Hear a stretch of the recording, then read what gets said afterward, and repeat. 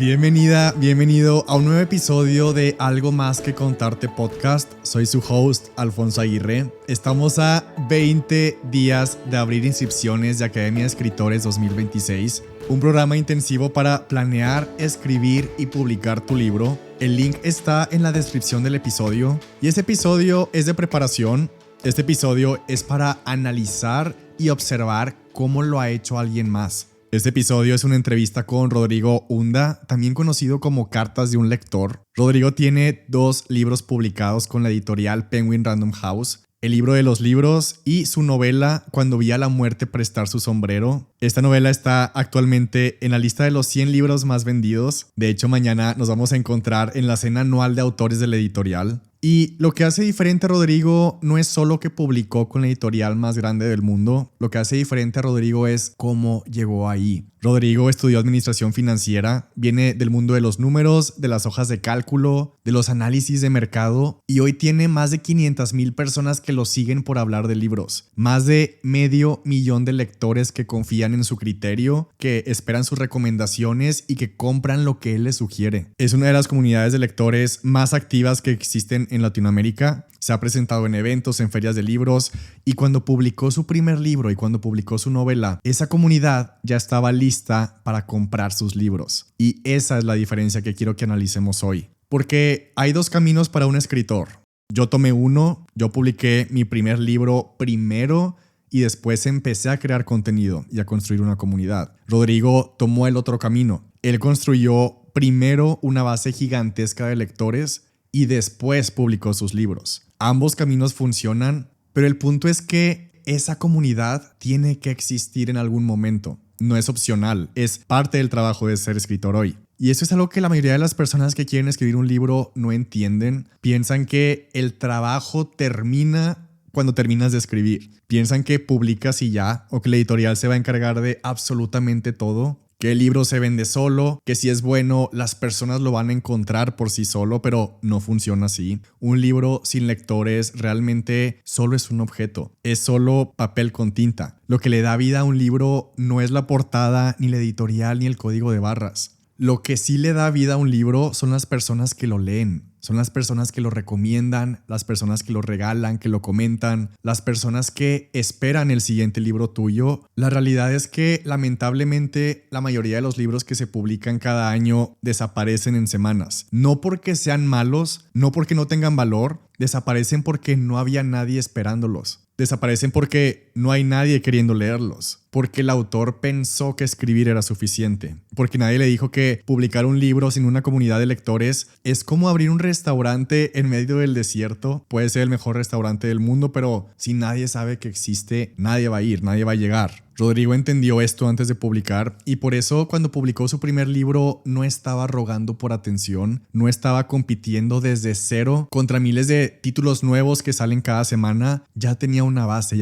de lectores, ya tenía personas que querían leer lo que él escribiera, y cuando publicó su segundo libro, esa base de personas creció todavía más. Y esa es la diferencia entre publicar un libro y construir una carrera como escritor. Publicar un libro es un evento, construir una carrera es crear un ecosistema de personas que quieren leer lo que escribes. Libro tras libro, año tras año, personas que no solo compran tu libro una vez, sino que regresan, que recomiendan y que están atentas a lo que viene, a lo que dices, y personas que se vuelven parte de tu proyecto a largo plazo. Y eso es exactamente lo que Rodrigo ha construido. En esta entrevista vamos a analizar cómo lo hizo, cómo pasó de ser alguien en el mundo de las finanzas a tener una de las comunidades de lectores más grandes en español y cómo construyó esa confianza con su audiencia. Vamos a analizar cómo tomó la decisión de escribir, cómo usa un outline para planear sus libros sin que eso limite su creatividad y cómo un video con Guillermo del Toro que casi no sube se convirtió en el impulso más grande que ha tenido su libro. También vamos a hablar de algo que me parece muy valioso. Rodrigo no solo escribe sobre lo que conoce, él investiga, él se prepara Él sigue las pistas de su curiosidad. Rodrigo también comparte algo que creo que todos los que están pensando en escribir necesitan escuchar,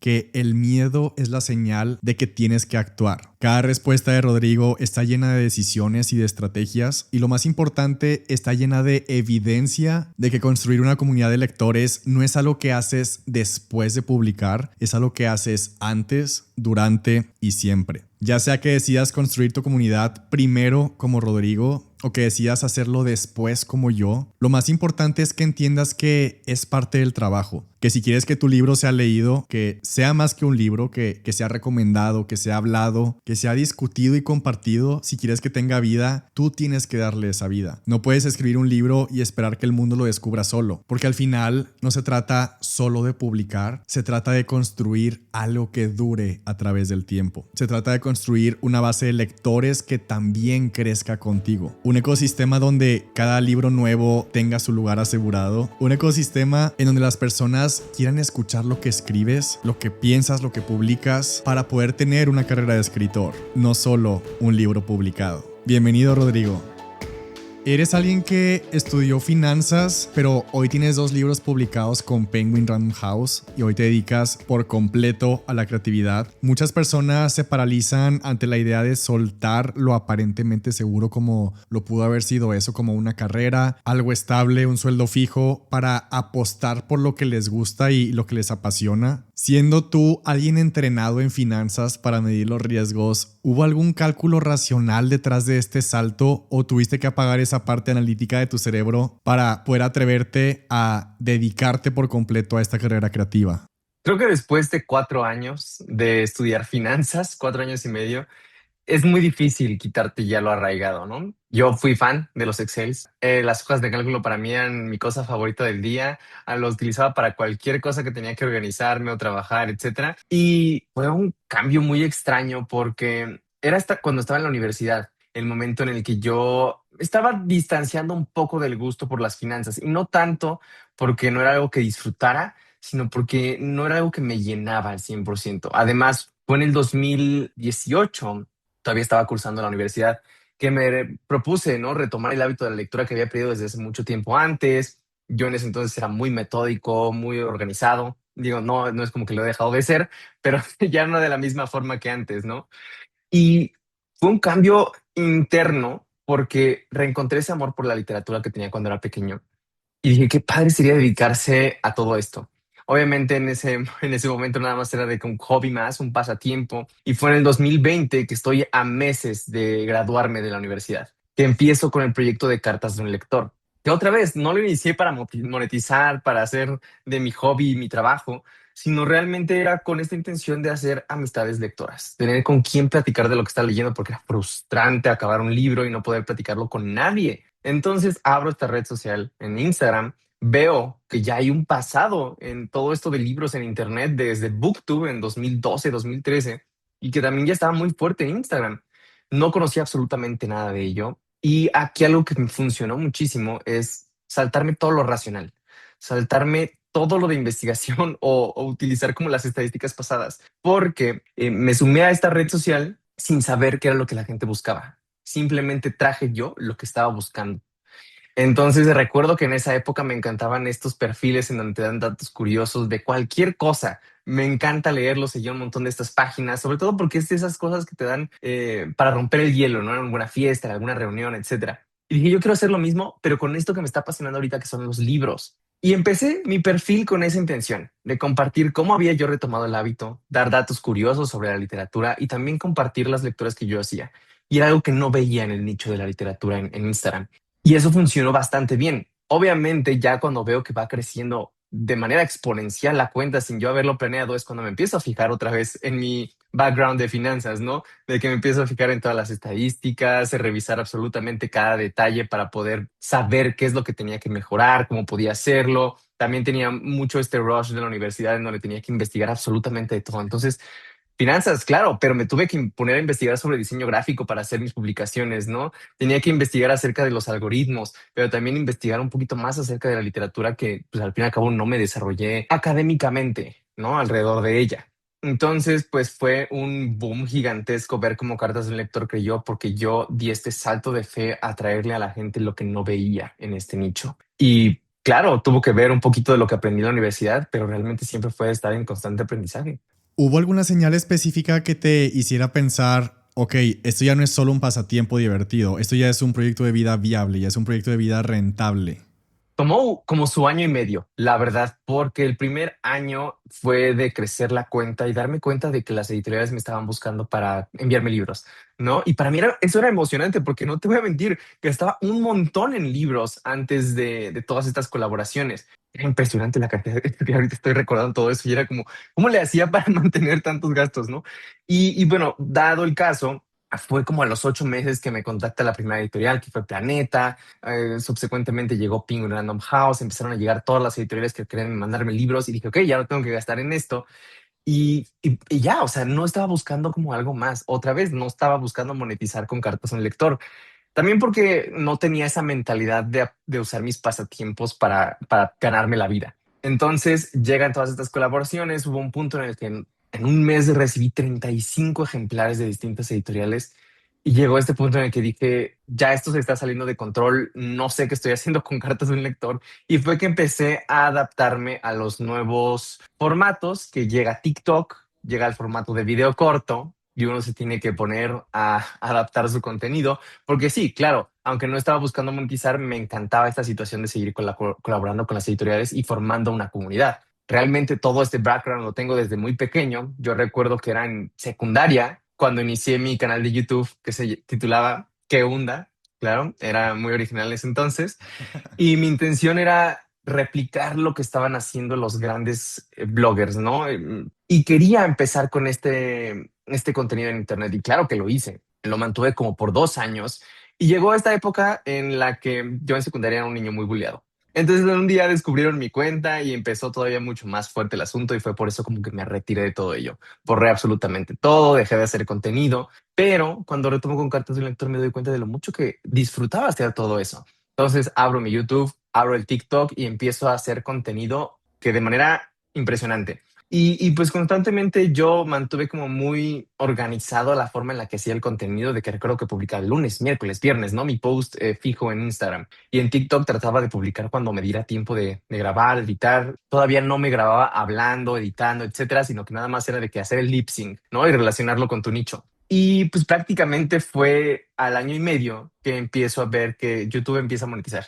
Obviamente muy bajo, pero ya era un comienzo y me di cuenta de lo que se podía lograr. Tuvimos unas batallas, mi esposa y yo, porque en ese entonces empezó a llegar colaboraciones pagadas y ella y yo estábamos así de que, pero ¿cuánto cobrar? O sea, ¿cómo funciona todo esto de la monetización?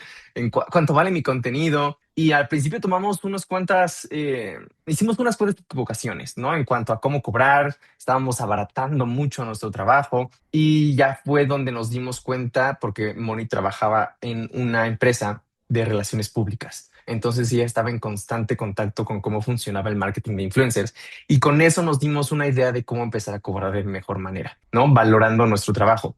Y ya fue en ese entonces en el que las cosas cambiaron muchísimo, porque empecé a cambiar mi contenido, adaptarme a lo que estaba sucediendo ahora en TikTok, que era el contenido hablado, editado, y eso impulsó todavía más la cuenta. Empiezo a hacer estas dinámicas en las ferias de libros, empiezo a hacer dinámicas para convivir con más gente y eso explota, explota, explota y la cuenta sigue creciendo, más marcas me buscan y ya llegó un punto en el que dije, ya estamos encaminados a monetizar con el pasatiempo que tanto he tenido, ¿no? Claro, llega un punto en el que me doy cuenta de que se siente un poco raro monetizar o trabajar con tu pasatiempo porque vas perdiendo como ese gusto, ¿no? O lo vas modificando. Pero eventualmente me di cuenta de que no, me encanta hacer el contenido y ese es el verdadero trabajo. Porque leer no es trabajo para mí, es algo que disfruto muchísimo y la única parte, entre comillas, que es la parte laboral, podría decirse, es el grabar, editar y hacer misiones, pero esa parte la disfruto tanto que ni siquiera la siento tan pesada. Entonces fue, te digo, más o menos al año y medio que empecé a sentir que esto estaba monetizado. Estás en esas plataformas, pero además hoy eres la cuarta persona más seguida en Goodreads en México, la plataforma de libros y la plataforma de lectores. Eso no es algo que se compra, eso no es algo que se puede hackear con algoritmos. Y muchos creadores de contenido sobre libros ignoran Goodreads porque no tienen el algoritmo viral o no tienen la inmediatez de TikTok, pero tú no lo ignoraste. ¿Por qué decidiste estar presente ahí también y por qué crees que tu comunidad ahí es tan fuerte?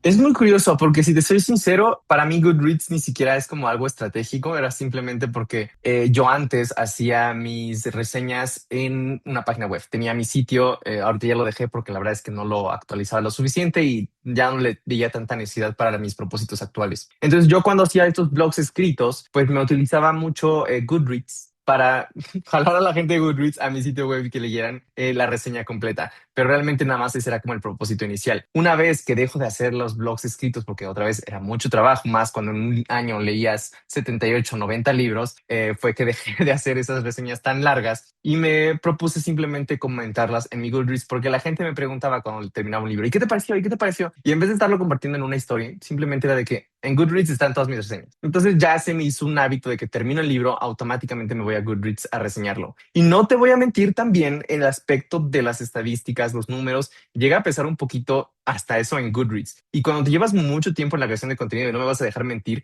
es inevitable estarte fijando en las estadísticas, cómo mejorarlas. Este video no le fue bien. Y eso pasa también en el ámbito de Goodreads, o sea, de que llega un punto en el que dije, ¿por qué esta reseña no tuvo tantos likes? Pero esta le fue muy bien, qué padre, ¿no?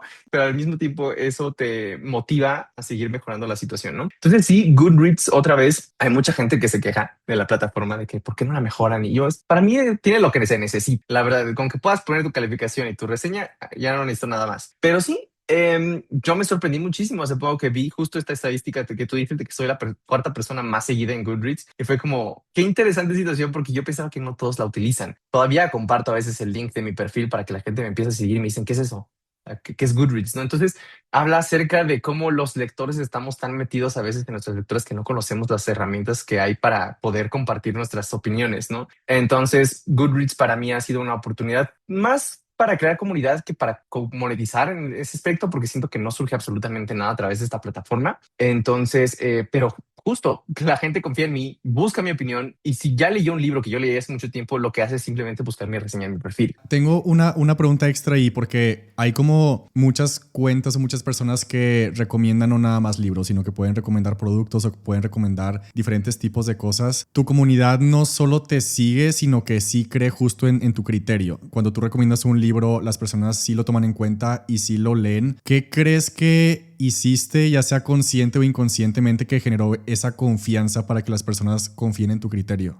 Suena medio extraño, pero psicológicamente la gente confía más en ti cuando hablas mal de las cosas. Y no me refiero a hablar mal de todo lo que lees, sino que simplemente si algo no te gustó, si lo dices, tu público dice, ok, confío en él porque me está diciendo algo que no le gustó. Entonces me da más confianza la relación espectador con el creador de contenido. Y eso, la verdad, yo siempre he sido muy honesto a la hora de hacer mis reseñas. Siempre trato de mantener ahora sí que toda mi integridad, ¿no? Siempre decir que no me gustó, que sí me gustó, cosas a favor, cosas en desventaja con la lectura. Y eso ha ayudado a que la gente confíe en mis opiniones. Además, quieras o no, también al ser creador de contenido con números bastante altos, facilita un poquito más la confianza con los espectadores y con la comunidad que vas creando.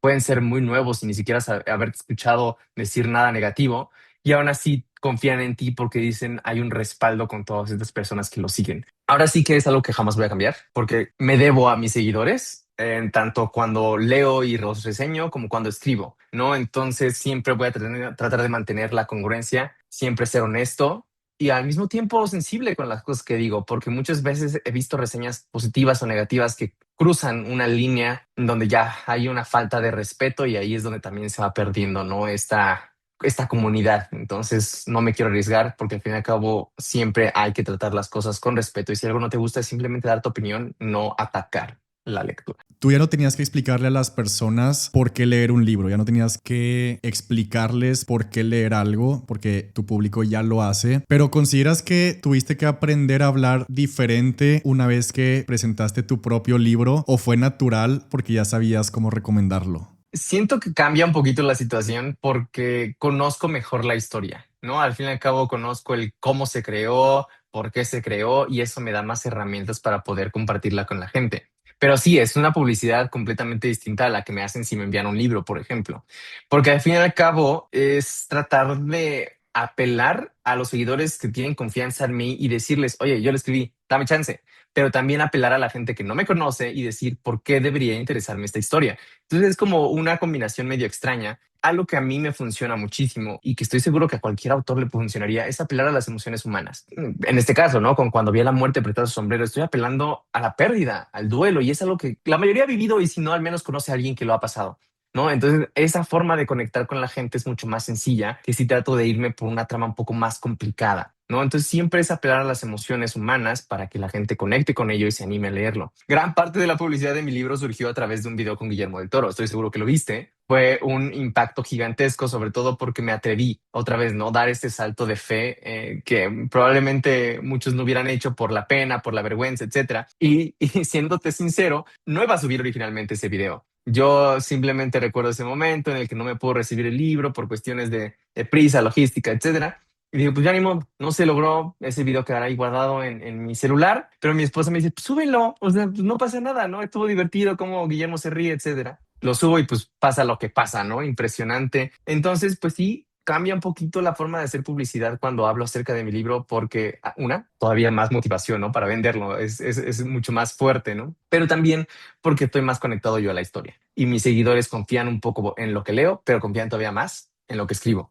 Entonces, pues es apelar a esos lados. Hoy ese video tiene más de 2 millones de reproducciones y pudiéramos decir que fue suerte, pero en realidad la suerte te encontró con una comunidad de lectores que has estado construyendo por 6 años. ¿Crees que hoy en día un escritor, una escritora necesita construir esa relación con sus lectores o futuros lectores? ¿O crees que todavía se puede confiar en que el libro hable por sí mismo o dejarle todo el trabajo de promoción a una editorial? Creo que es muy difícil despegar una historia únicamente dejándoselo a la editorial. Realmente depende también de la editorial, ¿no? En este caso, por ejemplo, tú y yo estamos en Penguin Random House, una editorial con tantos sellos, con tantos autores, rara vez le va a dar la oportunidad a todos sus libros. Entonces, siempre ayuda tener ya una comunidad detrás para tener ese impulso. Más o menos va alrededor de todo eso. Siento que mucha gente trata de publicar y ser un bestseller inmediatamente sin traer un respaldo que lo apoye. Más en una industria que está tan competida y más actualmente con la autopublicación en Amazon. Y ahora con todos estos libros que te metes a Amazon, ves un montón de portadas con ella, libros escritos con ella y dices tú, ¿cómo voy a competir contra todo este catálogo de literatura? Entonces siempre es mejor ya traer buena comunidad en redes sociales para poder apostarle más a tu historia. Así es como funciona actualmente. Pero también ayuda mucho constantemente hacer contenido alrededor de tu libro para motivar a la gente a leerlo, ¿no? Si tienes TikTok Shop, venderlo a través de ahí, que es muchísimo más fácil y la verdad es que lo recomiendo un montón. TikTok Shop abrió muchas puertas a la hora de que nosotros iniciáramos con la mercancía literaria que tenemos. Entonces, siento que hay nuevas posibilidades gracias a las redes sociales, pero al mismo tiempo las va limitando porque hay más gente que lo quiere hacer. Hay muchas formas de hacer contenido para pronunciar tu propia historia, pero otra vez, tu historia, ahora sí que como vamos cambiando los formatos para hacer publicidad, tu historia tiene que ser lo suficientemente llamativa. Son muchas desventajas que han surgido a través de las redes sociales y entre ellas es la competencia que hay. Me da curiosidad, ¿en qué momento apareció por primera vez dentro de ti esa idea, aunque fuera como solo eso, una idea o un llamado o una curiosidad de que tú también podías ser autor? ¿Fue algo que siempre estuvo ahí o algo que en algún punto apareció? Claro, yo llevo escribiendo desde los 8 años, realmente. No recuerdo el título de mi primer relato y se llamaba Muerte en la calle 13. Era una historia de 2 páginas sobre alguien que era atropellado y teníamos que investigar, ¿no? Quién lo había hecho. Y desde ese entonces empecé a escribir relato tras relato tras relato. Me gustaría tenerlos, fíjate, porque simplemente eran cosas que en ese entonces no atesoraba y simplemente las tiré. Pero desde ese entonces escribo en la secundaria, preparatoria. Me encantaba muchísimo este taller que tenía en la universidad, que fueron varias clases durante pandemia también, que era un taller de escritura creativa en donde nos daban como distintos prompts, empezábamos a escribir alrededor de ello y ya como que lo íbamos compartiendo entre nosotros los compañeros, ¿no? Pero sí, fue en preparatoria donde yo escribía mis relatos y no lo veía como tal como una publicación editorial, sino de que veía como todos estos libros que sacaban en concursos donde unían a varios autores publicando sus relatos, sus cuentos, y me participaba en concursos, no gané ninguno, pero Aún así era como una intención que yo tenía más bien que la gente leyera mis escritos, no tanto de que quiero que me publique una editorial grande, no quiero que todo el mundo me lea, no, quiero que algunos me lean, ver mi texto impreso, porque al fin y al cabo creo que para todos los que escribimos es un sueño, ¿no?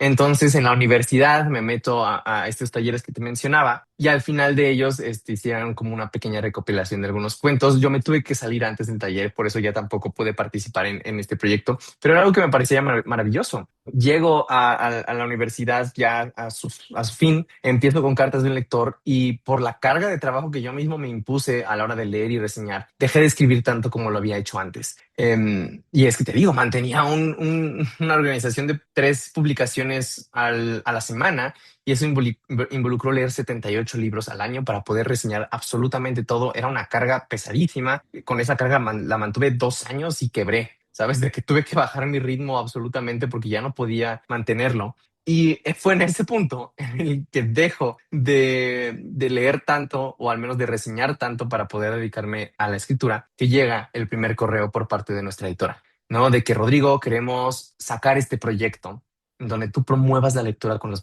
personas mexicanas, ¿no? Con los mexicanos. Y dije, claro, me encantaría, pero ¿sabes qué? También tengo relatos de ficción y es algo que me encanta hacer, entonces queremos ver si los podemos meter al libro. Ya después de ciertas conversaciones llegamos a la conclusión de que era algo que se podía hacer, algo medio extraño, que prácticamente el libro de los libros es una combinación extraña de ensayos, relatos de ficción y parte de journal, ¿no? Entonces fue interesante ver cómo justo cuando yo me di la oportunidad de descansar del ritmo que traía para poder dedicarme a la escritura, es que llega esta oportunidad, gracias otra vez a la comunidad que ya había construido en mis redes sociales. Y fue fantástico porque dije, es un sueño que se va a cumplir y no con cualquier editorial, porque ya conocí ahora sí a Penguin Random House por los años que llevaba colaborando con ellos. Y dije, esto es algo que no me esperaba. En ese lapso, pues llega también una propuesta de la editorial Planeta y dije como, ¿qué está pasando? ¿No? Era algo que jamás hubiera imaginado gracias a que me animé a hablar sobre los libros que leía en redes sociales. Entonces me decanto por Penguin Random House, salió un proyecto muy bonito a la mano de nuestra editora Vero. Y estoy muy contento de saber que la gente disfrutó de lo que escribía porque tenía muchas cosas que contar. Y bueno, ahora que sale el segundo libro, pues obviamente trabajo mucho en este manuscrito, otra vez retomando como este hábito. Quiero hacer una pausa ahí en la transición de ambos libros, porque justo tu primer libro fue esta mezcla de ensayos y relatos cortos, con el objetivo también de fomentar la lectura. Tu segundo libro es completamente diferente, fue una novela. Entonces son dos formatos y dos géneros completamente diferentes. ¿Qué pasó en el proceso del primer libro que te hizo darte cuenta de que podías escribir algo mucho más grande como una novela entera?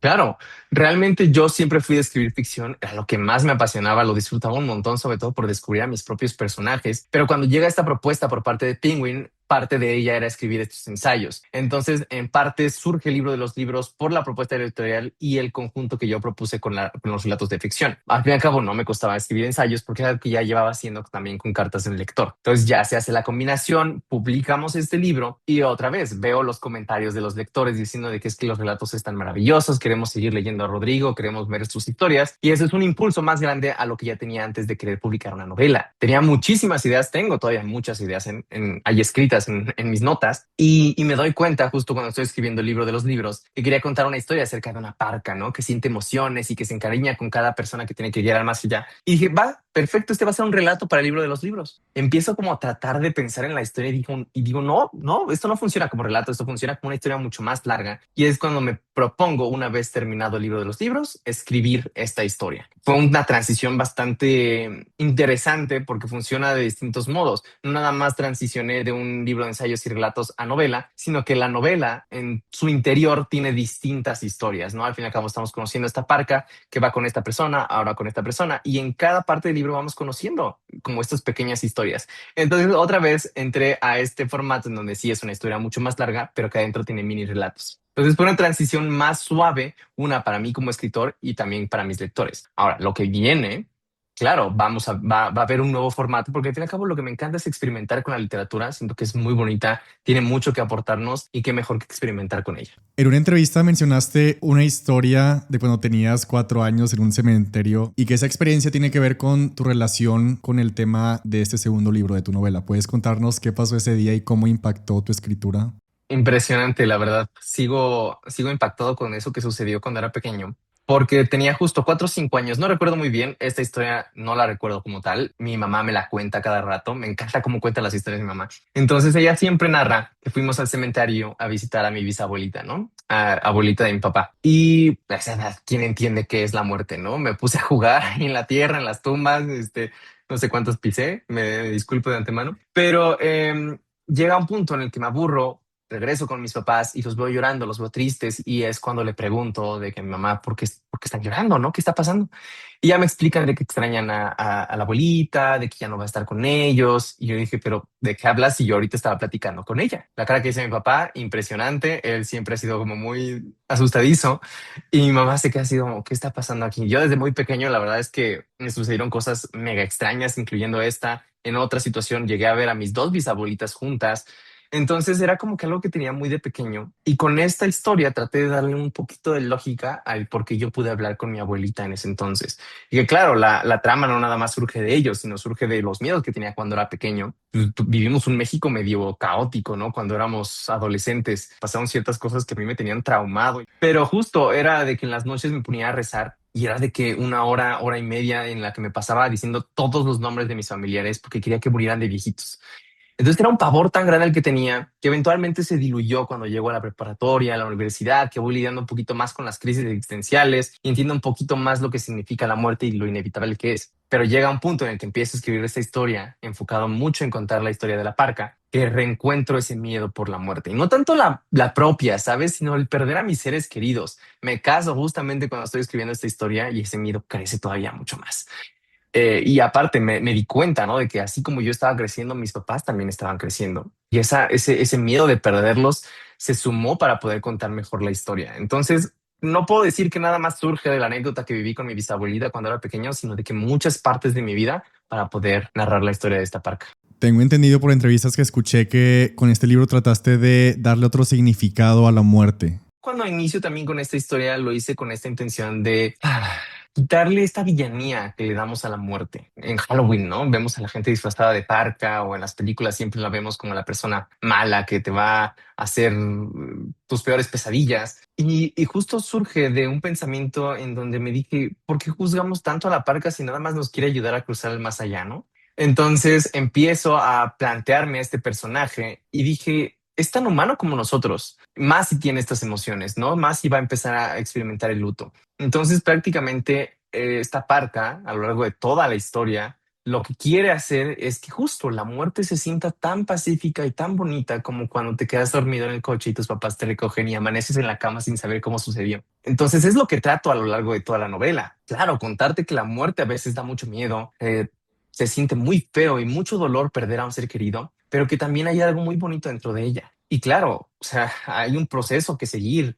¿no? A la hora de perder a alguien, hay que pasar por el duelo, hay que pasar por ese dolor, pero algo que he escuchado y que también incluyo en la historia es qué bonito es el dolor de perder a alguien, porque significa que te amó lo suficiente para que doliera. ¿Sabes? Entonces, para mí es simplemente mostrarle a la gente que sí hay que hablar sobre la muerte, pero que eso no nos impida pensar en la vida y en cómo la aprovechamos. Entonces era para mí humanificar a la muerte, hacernos ver que no es un monstruo, sino que simplemente es un paso que tenemos que seguir y eso nos funciona para aprovechar nuestro presente. De hecho, para este segundo libro, para tu novela, aplicaste algo que hay un consejo clásico que nos dan a todos los escritores, que es el típico consejo de escribe sobre lo que conoces. Quisiera saber cómo aplicas ese consejo tú, pero también has mencionado que escribes sobre lo que quieres conocer. Y quisiera saber cómo funciona todo esto para ti. Me encanta escribir sobre lo que no conozco. Hace poco estaba platicando con Benito Taibo y él me decía, si los autores escribieran únicamente sobre lo que conocen, Julio Verne no hubiera escrito sus libros. Y no me parece, o sea, me pareció la frase más perfecta para definir todo esto que es la escritura. Claro, muchas veces te dicen, habla acerca de lo personal, sobre lo que tú sientes para poder transmitir mejor las cosas. Pero qué interesante y qué maravilloso es escribir sobre lo que no conoces, porque aprendes sobre ello. Y es algo que llevo haciendo desde mi primer libro. En el libro de los libros hay un relato que se titula Segundo Acto y este habla acerca de cómo una niña vive el divorcio de sus papás. Mis papás llevan juntos desde hace 34 años. No es algo que conozca de primera mano. Y aún así se volvió el favorito de mis lectores porque conectaron tanto con esta pequeña que era como, así lo viví yo, así lo sentí yo. Y ahora con el segundo libro, claro, hablo acerca de mis anécdotas personales, pero jamás he vivido el luto, jamás he vivido la pérdida. Entonces, otra vez, ¿por qué estoy hablando acerca de algo que no conozco? Porque me interesa conocerlo. Además de que al fin y al cabo, si algo tenemos los artistas, es imaginación, es creatividad, es querer ponernos en el papel de alguien más para conocer esas emociones. Y es algo que hice. No escribí desde lo que no conozco, porque al fin y al cabo la parca protagonista tampoco ha vivido el duelo. Es una parca que está rodeada de muerte, pero nunca se ha encariñado lo suficiente con alguien para sentir que lo perdió. Y así estaba yo. Entonces, cuando empiezo a escribir esta historia, me pongo en los pies de esta parca y empiezo a experimentar la pérdida con los personajes que también escribo yo, pero al fin y al cabo tratando de verlos como algo ajeno a mí. Y otra vez, afortunadamente, mi investigación, mi preparación me ayudó para que los lectores conectaran con la historia, para que sintieran que están frente a un autor que ya vivió el duelo muchísimas ocasiones. Y eso me llena mucho de orgullo porque sí se puede escribir sobre lo que no se conoce, siempre y cuando investigues y te prepares antes para ello. Hay una anécdota que me gusta mucho contar y es que estaba escuchando a alguien hablar acerca de alguien de que había perdido un ser querido y de que a la semana en el trabajo se rió de algo y se sintió muy culpable por haberse reído porque su papá acababa de fallecer, ¿sabes? Entonces era como esta sensación, estas experiencias, agarrarlas y poder imprimirlas en la historia, porque al fin y al cabo hay muchas formas de vivir el duelo y con lo que me empapé de otras historias fue que pude reflejarlas lo más vividas posibles en la historia. Sé que planeaste tu novela antes de escribirla con un outline. ¿De qué manera tener un outline te dio libertad creativa en lugar de convertirse en lo contrario, como en una jaula creativa? Porque muchas personas creen que planear un libro te quita creatividad. Para mí, es que digo, a mí me gusta mucho escribir con outline. Una, porque me permite saber qué es lo que va a suceder después y poder planearlo o planteárselo al lector desde los primeros capítulos, ¿no? Por ejemplo, cuando vi a la muerte por detrás del sombrero, yo ya tenía muy bien definido el final. Entonces ya sabía cómo iba a construir todo ese camino que recorría el personaje para llegar a este punto final. Claro, muchas veces, como tú dices, la gente piensa que los va a limitar, que va a restringir como ciertas cosas creativas, pero lo más interesante de tener un outline es que es la guía nada más, ¿no? Entonces yo estaba trabajando en mis capítulos, teniendo ya un outline de 27 en específico, ¿no? Terminó siendo de 25 porque me di cuenta a lo largo de la escritura que unos se podían juntar, otras partes se podían quitar. Y también llega este proceso que amo como escritor y es en el que yo dejo de ser el protagonista y solo soy el encargado de escribir la historia de la protagonista. En varios puntos, la parca me empezó a decir, es que esto es lo que no, esto no va a suceder en mi historia. No es como tú lo tienes planeado, sino como lo que tiene que pasar en mi historia. Entonces la parca me iba diciendo, esto va a suceder, y yo simplemente era el que lo escribía. Me empezó a guiar la misma historia a mí. Entonces es una sensación muy bonita darme cuenta de que lo que yo pensaba que era el plan A para la historia terminó siendo el plan Z, porque cambia tanto a la hora de escribir que uno va pensando en nuevas cosas, va pensando en nuevas ideas y eso al fin y al cabo transforma tu historia aun cuando ya tengas un outline muy definido. Entonces, ¿me funciona a mí tenerlo como guía? Sí, pero hay que dejar que la historia nos cuente lo que nos tiene que contar.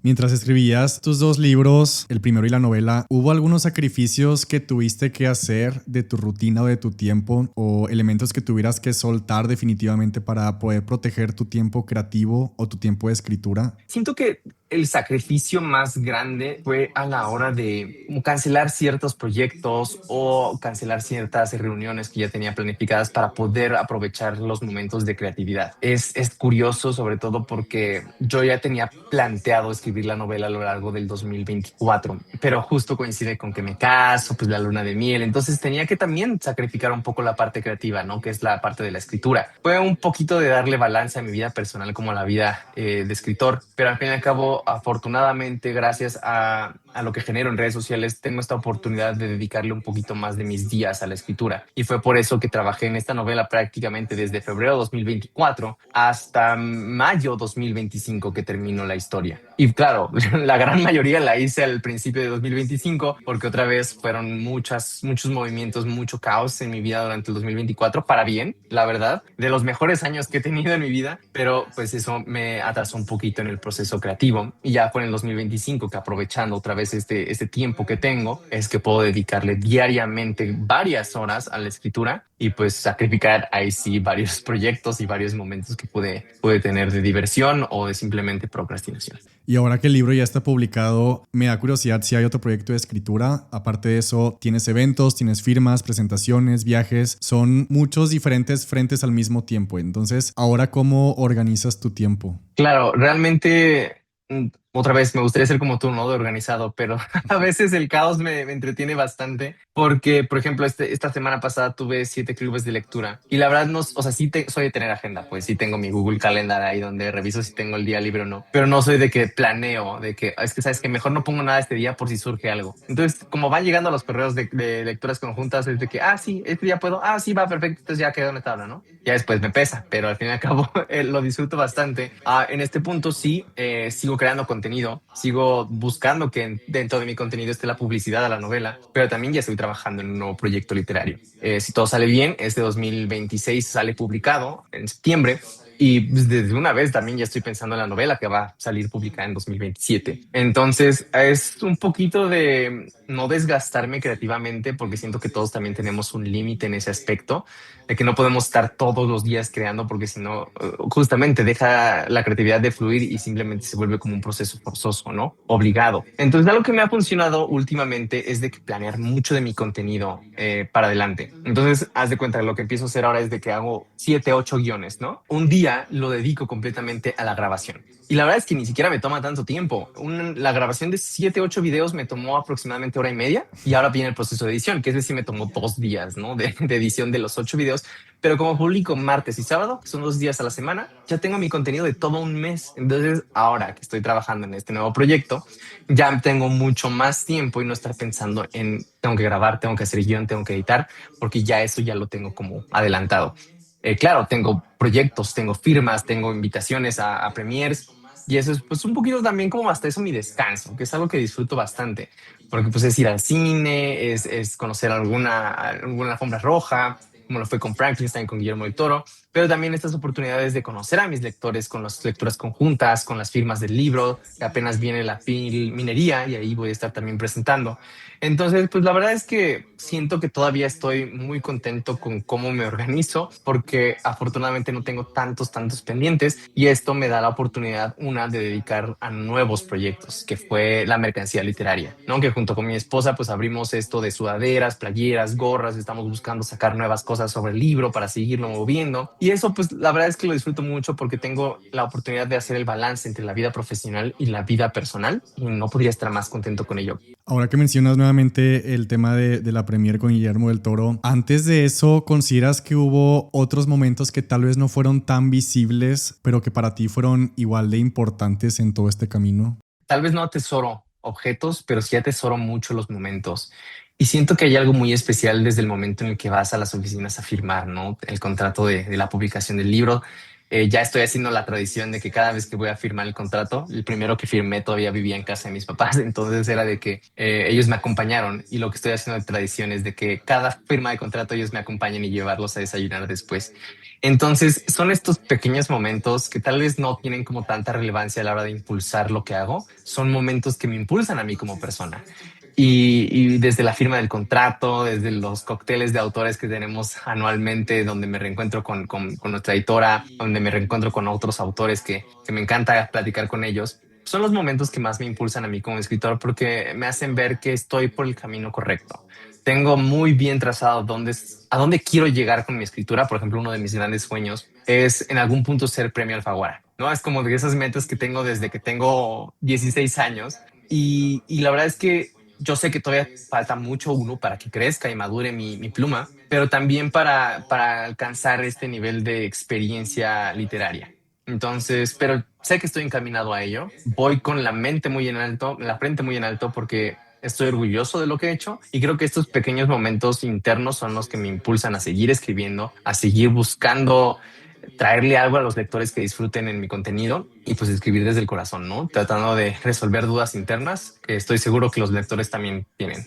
Tengo una última pregunta. El hecho de convertirte en escritor y el hecho de publicar un libro es, irónicamente, la forma más elegante de burlar o de hackear a la muerte. Porque ahora tienes ya 2 libros más los que vienen que se van a quedar mucho después que nosotros cuando ya no estemos aquí. Y tus libros se van a quedar aquí para siempre. Alguien se los va a encontrar 100 o 500 años después en una librería o en una biblioteca vieja. Y ahora que burlaste a la muerte, mi última pregunta es, en tu novela, cuando el nombre de una persona aparece en la lista, prácticamente el tiempo se acabó y la muerte tiene que ir por ella. Hoy nuestros nombres todavía no están en esa lista, afortunadamente. A todas las personas que nos están escuchando y que tienen la fortuna de no estar en esa lista todavía y que la muerte todavía no va a ir por ellas, personas que están pensando en escribir un libro, personas que quieren dedicar tiempo a un proyecto que les emociona y sabiendo que la vida es breve, ¿qué le dirías a alguien que tiene miedo de seguir su pasión para que se lance de una vez a cumplir las metas que tiene y que esos sueños sean lo que importe mientras aún tenemos tiempo y que no estemos en esa lista todavía?